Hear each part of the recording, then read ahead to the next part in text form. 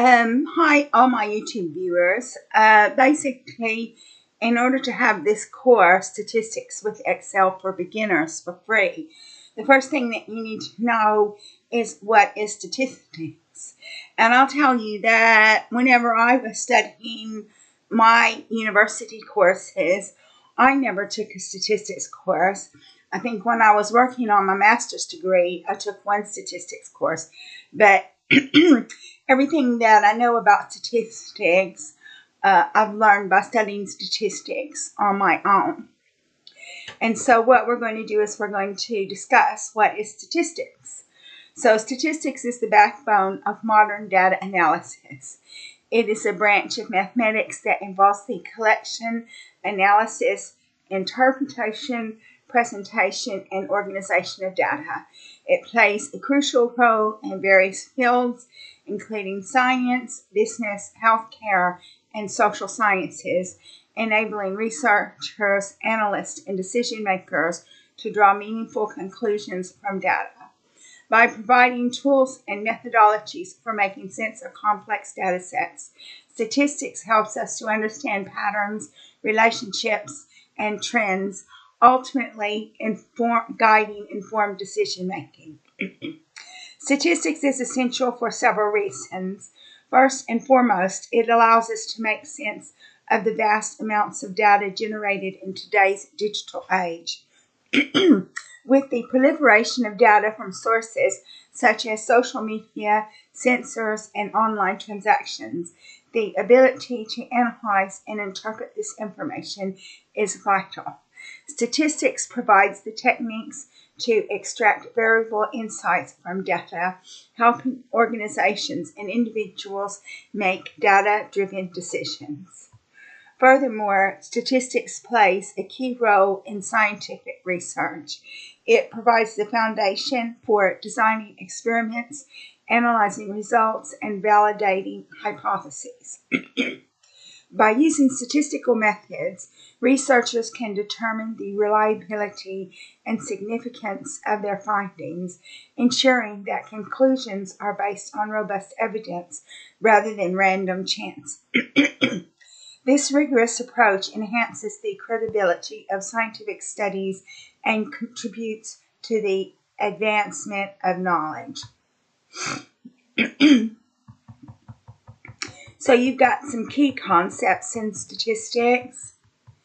You've got the several fundamental concepts underpin the field of statistics, and this includes descriptive statistics. So descriptive statistics summarizes and describes the main features of a data set. Common measures include mean, median, mode, range, variance, and standard deviation. These measures provide a snapshot of the data's central tendency, spread, and overall distribution. So that's the first thing that we're going to cover in this course. And then you have inferential statistics. So inferential statistics involve making predictions or inferences about a population based on a sample of data. This branch of statistics uses a technique such as hypothesis testing, confidence intervals, and regression analysis to draw conclusions and make generalizations. Inferential statistics are essential for understanding relationships between variables and predicting future outcomes. Then you have probability, which we're also going to study in this course, along with inferential statistics. Probability is the study of uncertainty and the likelihood of events occurring.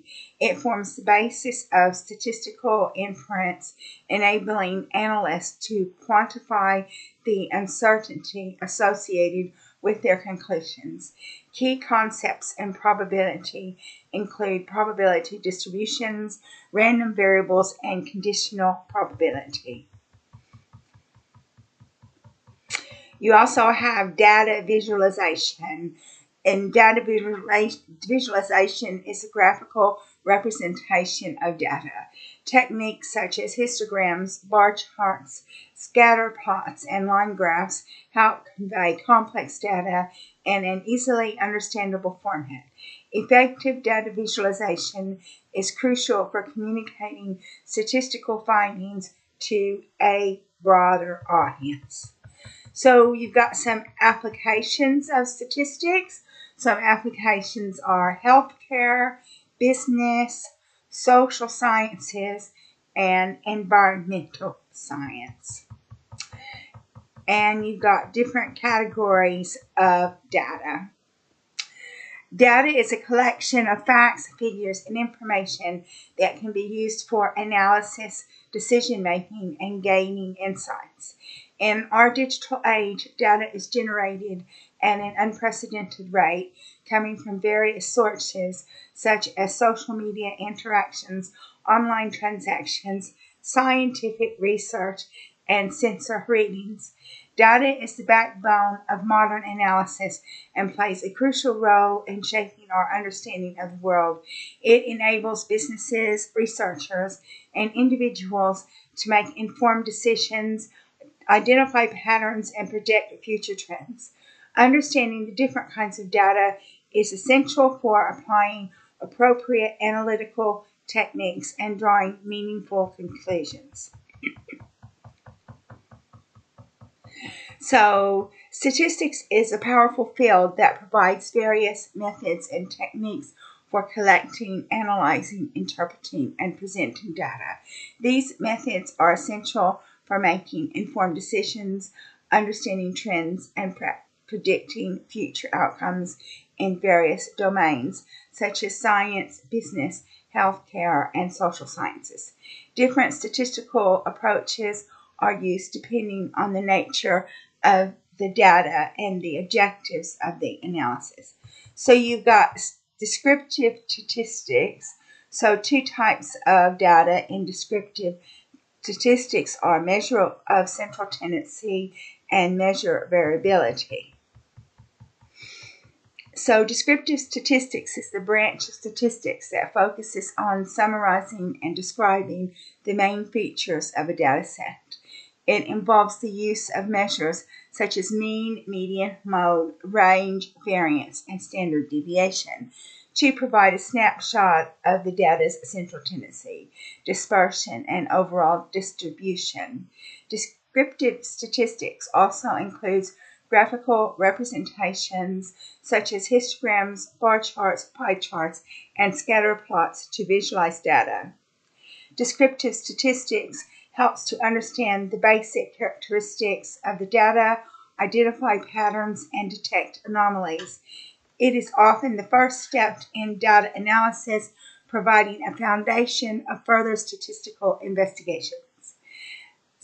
Descriptive statistics is widely used in various fields, including market research, quality control, and social sciences to summarize survey results, monitor production processes, and analyze demographic data. And then you have inferential statistics. So inferential statistics is composed of hypothesis testing, confidence intervals, and regression.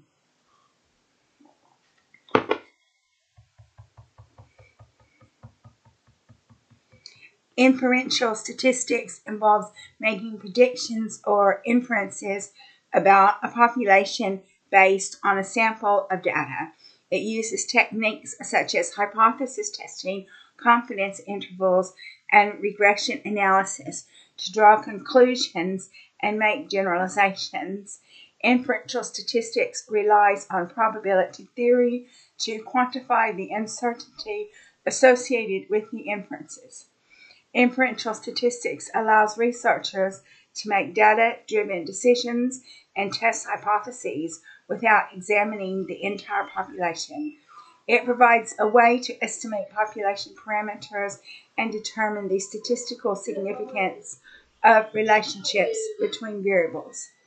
Inferential statistics is essential in fields such as medicine, where it is used to test the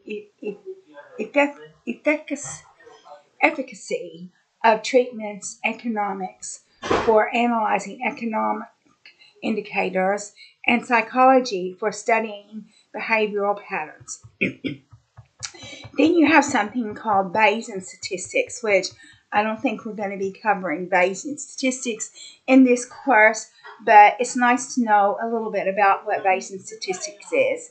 If we do cover Bayesian, it's going to be very brief. We're not going to be going into it a lot like we're going to go into other things.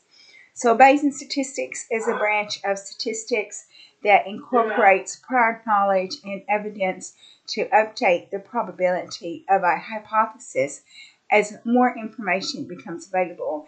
It uses Bayes' theorem to combine prior beliefs with observed data to make probabilistic inferences. Bayesian statistics provides a flexible framework for incorporating prior information and updating beliefs in light of new data. It is particularly useful in situations when prior knowledge is available and needs to be integrated into the analysis. Bayesian statistics is widely used in fields such as machine learning, genetics, and decision-making processes, where it helps improve model predictions, analyze genetic data, and make informed decisions under uncertainty. Then you have something called nonparametric statistics. Nonparametric statistics are basically when the question does not involve a normal distribution. So nonparametric statistics is a branch of statistics that does not assume a specific distribution for the data. It includes methods that are robust to deviations from traditional distributional assumptions, making it suitable for analyzing data that do not fit normal distributions. Nonparametric statistics provides tools for analyzing data with unknown or non-normal distributions, making it versatile and applicable to a wide range of data sets. It is valuable for analyzing small samples and ordinal data. Nonparametric statistics is used in medical research for analyzing survival data, in environmental science for assuming ecological data, and in social sciences for studying rank data. Then you have multivariate statistics. Multivariate statistics involves the analysis of data with multiple variables or measurements. It includes techniques such as principal component analysis, factor analysis, and cluster analysis to explore relationships and patterns within multidimensional datasets. Multivariate statistics provides insights into complex relationships between variables, helping to reduce dimensionality, identify latent factors, and classify observations into distinct groups. It is essential for understanding the interdependence of variables in large datasets. Multivariate statistics is used in marketing to segment customers, in finance to manage portfolios, and in psychology to analyze personality traits. So now we're going to ask the question, what is data?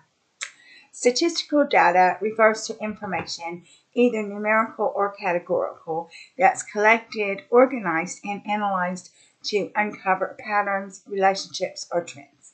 It's the backbone of evidence-based decision-making in fields like economics, healthcare, education, and technology. So you've got some categories of data. So you've got qualitative and quantitative. So qualitative data, you have nominal and ordinal data. And quantitative, you have discrete and continuous. So discrete tends to be integers, and continuous tends to be floats.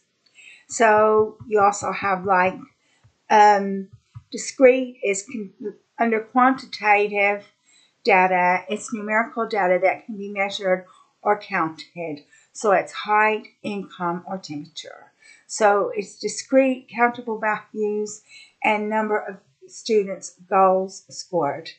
Continuous is measurable values with infinite possibilities.